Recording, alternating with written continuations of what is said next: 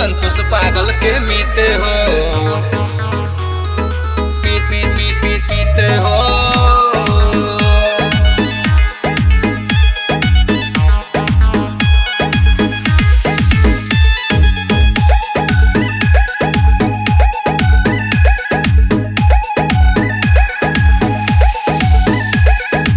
संतोष पागल के संगे रहेला, सब कहे आम त तू मलही कहेला।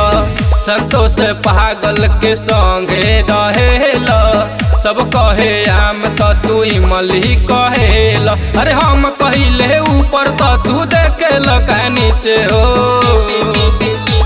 लक्षण तोहरों में दिखे हो, संतोष पागल के मीते हो। संतोष पागल के मीते हो, ताकेला हरदम पीछे हो। संतोष पागल के मीते हो, संतोष पागल के मीते हो। संतोष पागल के मीते हो, संतोष पागल के मीते हो।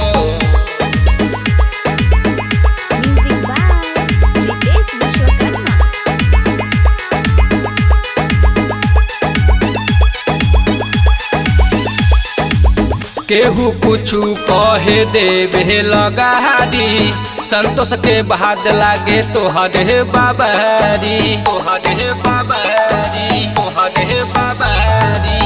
ऐसे जे सब कहा के रहन देखब, कुछ दिन के बाद तू वायरल हो जाइब। केहू बनावे वीडियो तोहर फोटो केहू खींचे हो। लक्षण तोहरों में दिखे हो, संतोष पागल के मीते हो।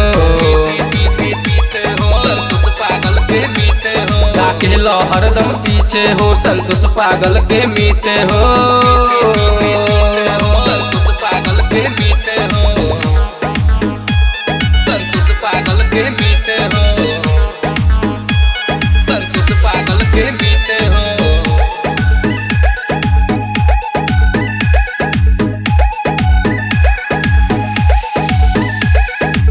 बुझे लो खुद के बड़ा होशियार हो, लइके भी मजा बोले ले तोहार हो, ले तोहार हो, ले तोहार हो।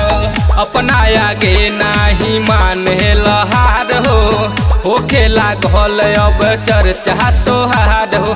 संदीप या सतीश तोहरे पगाना लिखे हो। लक्षण तोहरे में दिखे हो, संतोष पागल के मीते हो।